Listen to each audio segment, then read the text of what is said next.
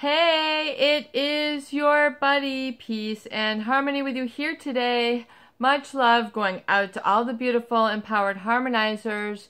And we are zooming in and focusing in on a very important and interesting topic when it comes to really healing through and letting go of a trauma bond, a manipulative relationship, a relationship where you were treated in some very unsavory, untoward ways, things that really perhaps got even downright ugly, things that where there was a sense of betrayal.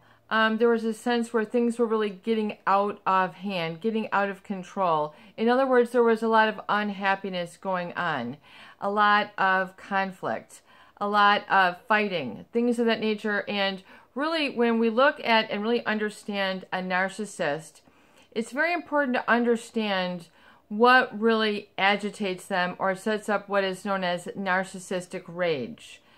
And narcissistic rage is a very specific type of rage or agitation or upset or fight back that you will get, a pushback that you will get from someone who is narcissistic, who is all about the control, who is all about the spotlight, who is all about the limelight.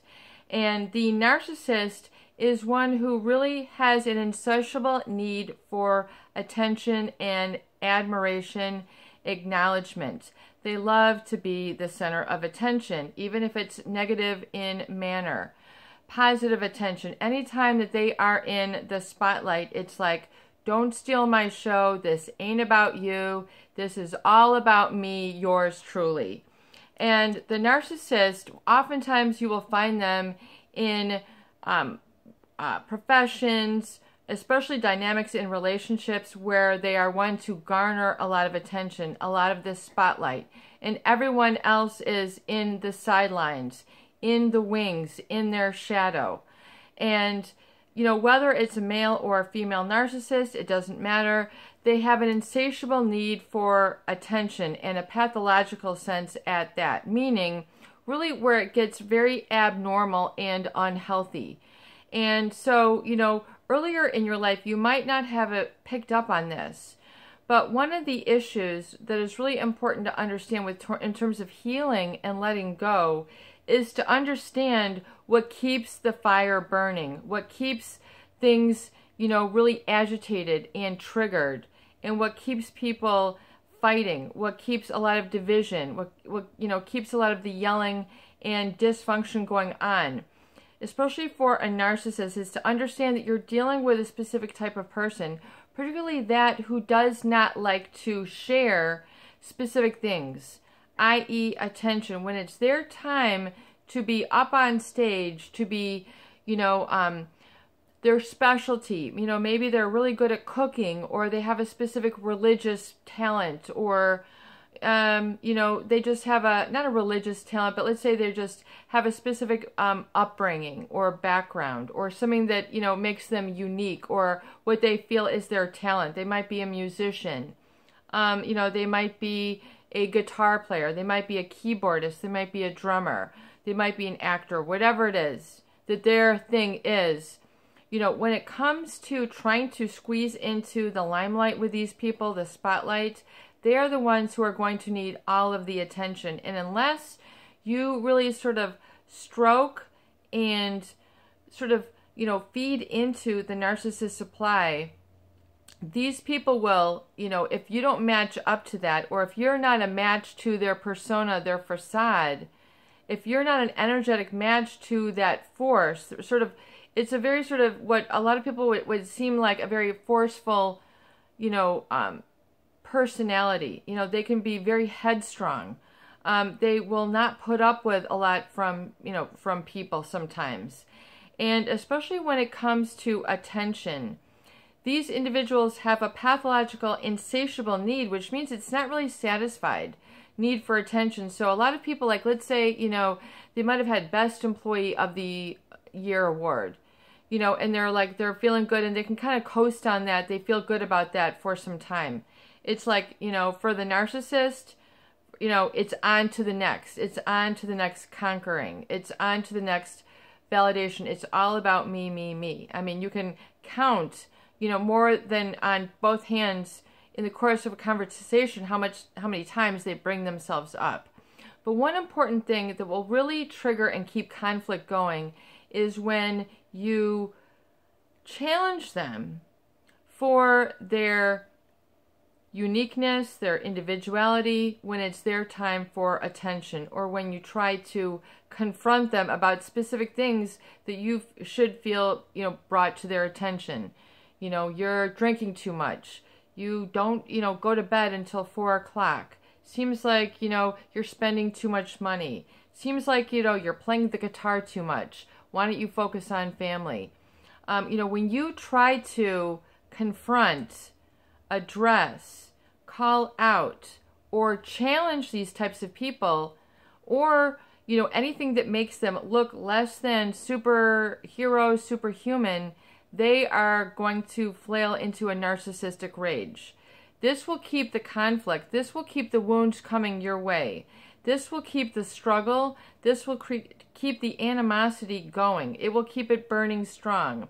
It'll constantly be like, just a thermal emotional blanket, which you will eventually feel like you're suffocating from, because when you try to have sort of a natural, normal conversation with these individuals, particularly when it's their time to have their shining moment, their highlight of their year, or something very significant to them. For example, a musician, and they're having, their gig, and you're trying to, communicate with them, and like you're their best buddy, or you're their wife, or, you're their roadie or whatever.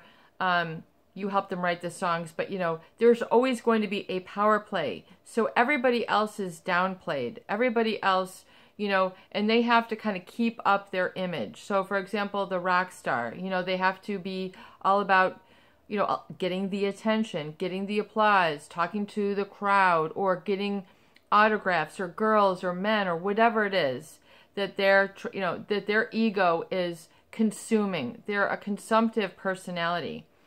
And so if you try to challenge them, to change them, to address the fact that, this, that, even if it's expressed, by caring, oftentimes this can be taken by the narcissist in the wrong manner.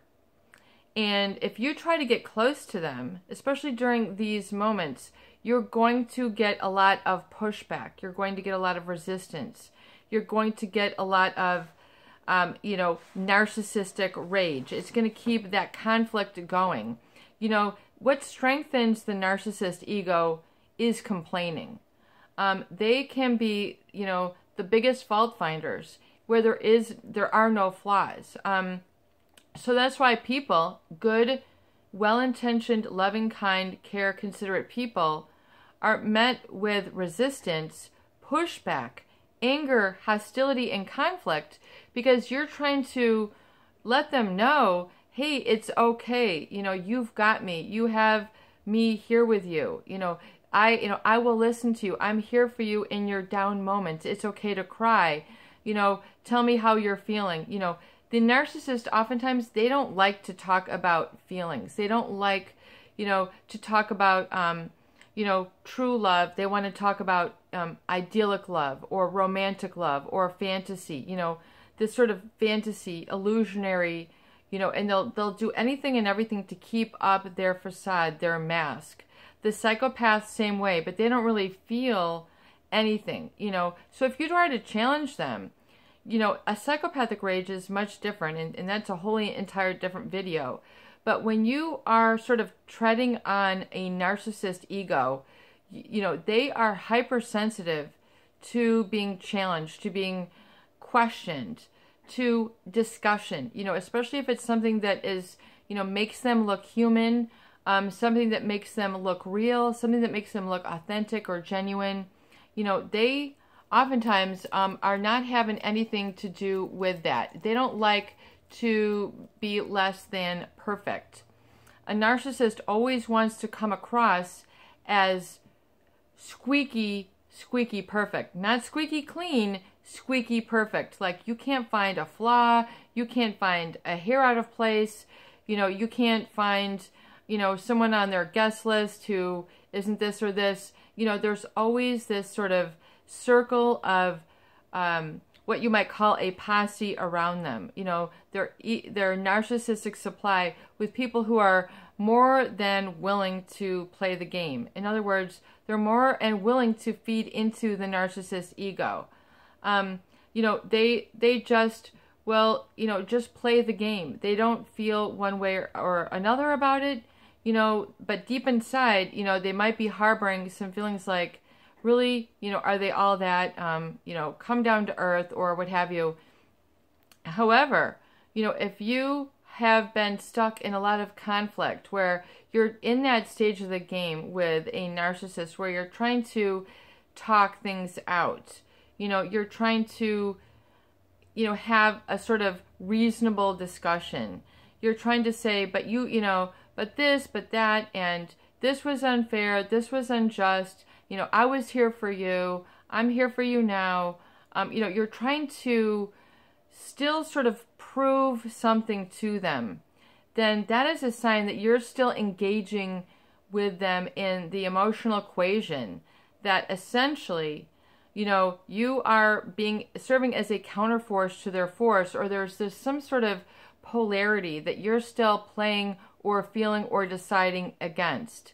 Meaning that if you are still harboring a sense of conflict, a sense of, wounds, and you continue to pull this up, and you continue to try to work things out with them, or you have a lot of internalized anger and internalized aggression, and you just are kind of either feeling, really agitated or really kind of in the doldrums because you feel that, you don't have the energy, you're so drained from the conflict. It's very important for you to withdraw and stop, revoke, pull out those thought forms and that imprinting and that programming that has caused this conflict and that has sort of got you caught up in the narcissist rage cycle, where you're still trying to prove your love, prove yourself to them, prove that they're wrong, prove that you're there, prove that you're good. If you're trying to prove, you are trying too hard. And that is not what the good Lord wants. I think it even says in the Bible, about, overworking, and you should not have to work that hard to know me, i.e. the divinity. And so if you are working too hard, and you have become addicted to like a sort of a reaction-aholic where you're just still trying to waffle it out. You're just still in that trigger with a narcissist. In other words, there's this trauma, electronic, just, it's just things have been explosive. Things have gotten, the conflict has been blown, or you found yourself being less than courteous to this person and you've said some mean or derogatory things and they will fight back even harder.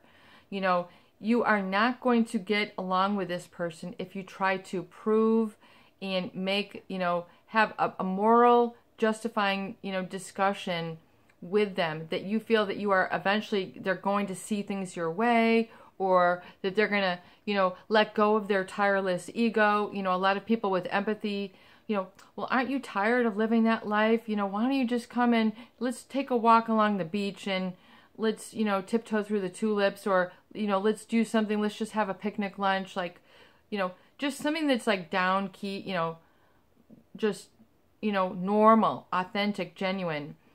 Oftentimes a narcissist, they're not wanting to feel real connection.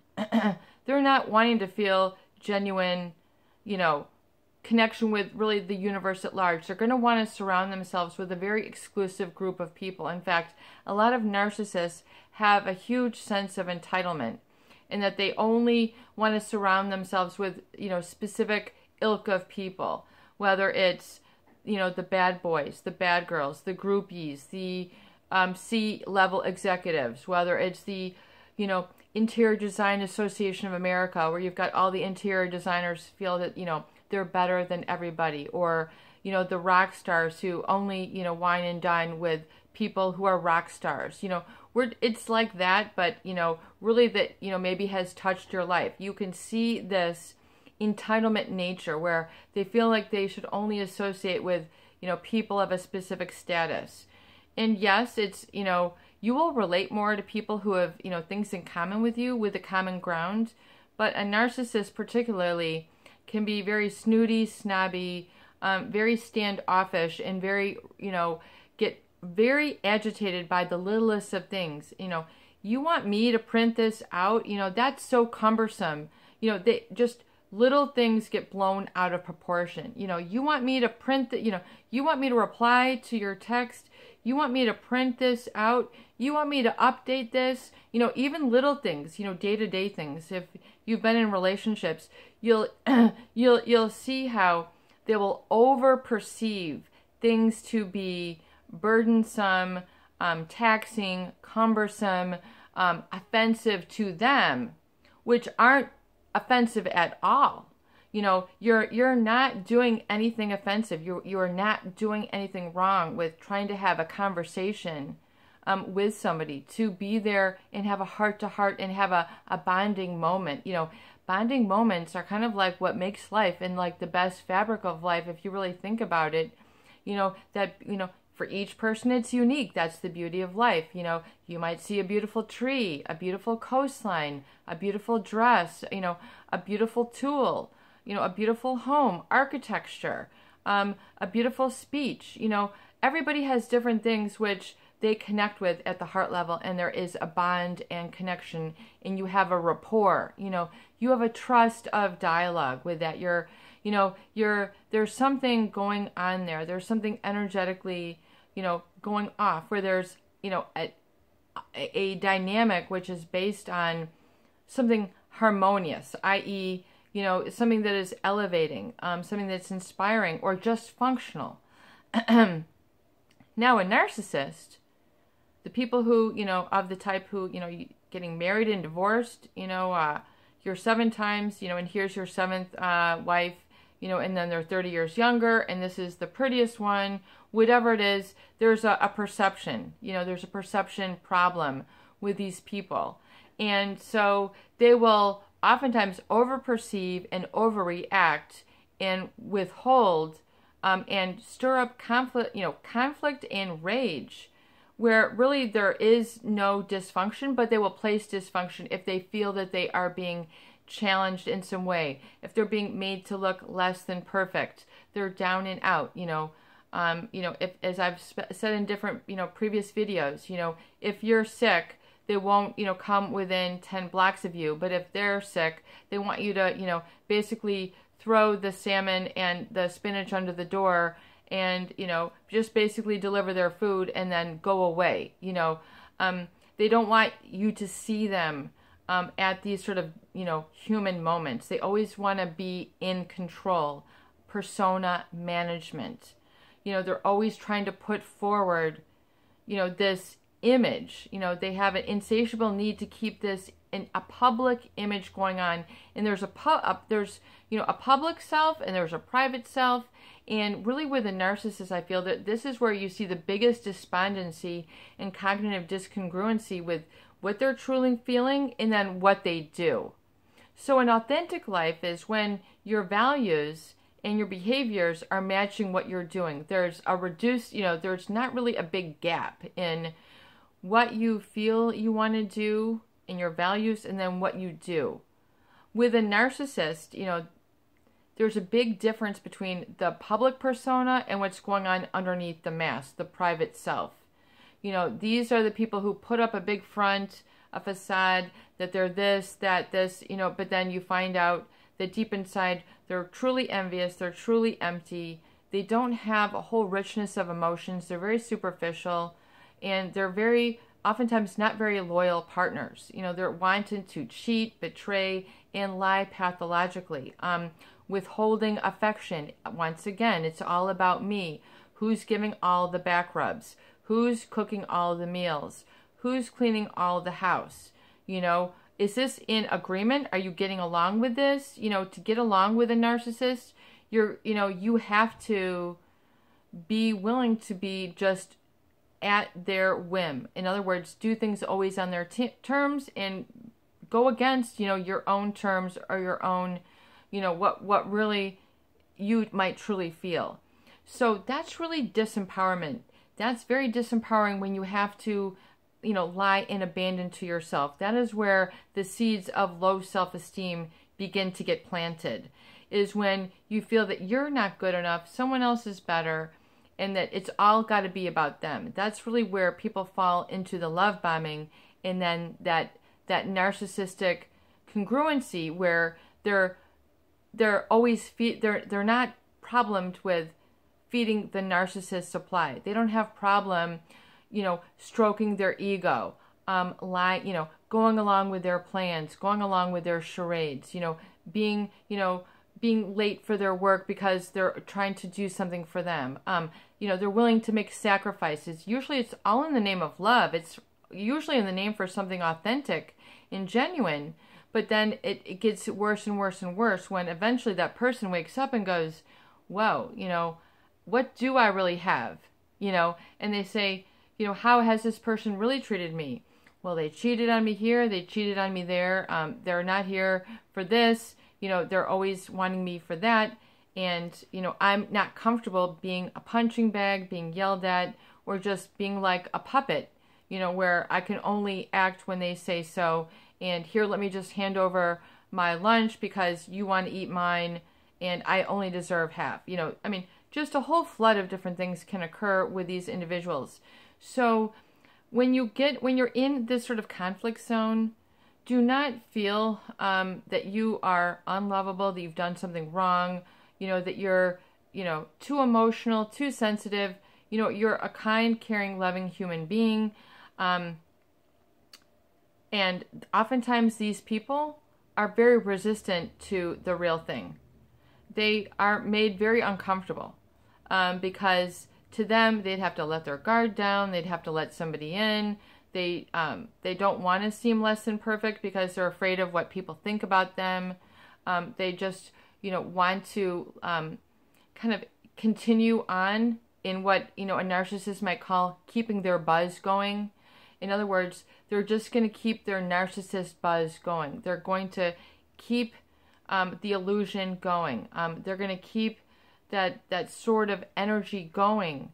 And whether you want to, have your life ruined or made unhappy or feel, less than while you're around them. In other words, the narcissist is always going to launch into that agitation if you try to challenge them, away from being the center of attention or from calling them out, trying to say, hey, this isn't working. They don't want to, they're real big into the denial. They don't want to seem that they should have to deal with everyday things like make a budget or, tend to the sick or get sick themselves. Appear that, they might need somebody. These people, they might go through a lot of relationships, but oftentimes they don't have a lot of close relationships where they can really fall in love. Because to that is scary. They can only, oftentimes the narcissists, really severe ones, they will only sort of let that guard down and feel comfortable and in love with things like a pet, who's, just a comfort to them. And, in other words, with people, if you try to, quote unquote, take too much from them, i.e. want their attention, which is normal, natural, in relationships, they take it as overstepping and over-violating of their bounds, their ego. They need more time for themselves. They need to work on something else. There's always going to be something about them that causes them to overreact and overperceive to your natural, normal requests. So if you have entered into this part of a relationship with a narcissist where you're getting that argument, that pushback, that silent treatment, let them go. Let them go and give them the right to work out their own issues. In other words, let them, do as they will. But don't enter into the conflict. Don't begin to try to keep them in check. Do not feel that you have to prove anything to them, prove them out. This will continue the rage, and this will make the tension even stronger. And it will keep the force pushing you away even more forcefully. and there's there's videos that I've done about how to get along with a narcissist, and I can do more videos on this nature, but I think it's very important that people understand what really sets off a narcissist and how you know that it's not anything that you have done wrong. It's oftentimes it's a trigger point for a narcissist in going into a feeling space, a real authentic place, which they're not comfortable with, yet you're trying to kind of move the direction in the relationship in that direction. And eventually that's when you expose them, and that's when, married couples who have gone through this, they find out this person has been cheating or is dating on the side or whatever it is, cooking the books, and they've, their business has been sold, or they've done some different things that, should have been communicated, all sorts of things that should have been communicated that weren't, matters of health, matters of finances, matters of happiness. They just won't bring these things up. They feel a sense of entitlement that keeps this going. And if you try to challenge that or make them look less than perfect, then you're going to get this narcissist rage, when it's okay to be human. It's okay to have feelings. It's okay to feel down. It's okay. These are natural parts of life. This is part of the human fabric. This is part of what it means to be human, is to have this whole spectrum of feelings. You don't have to be positive all the time. Rah, rah, rah, like a cheerleader at a camp, and you certainly don't have to be that way all the time, either yourself or to others. It's okay to be real. It's okay to be authentic.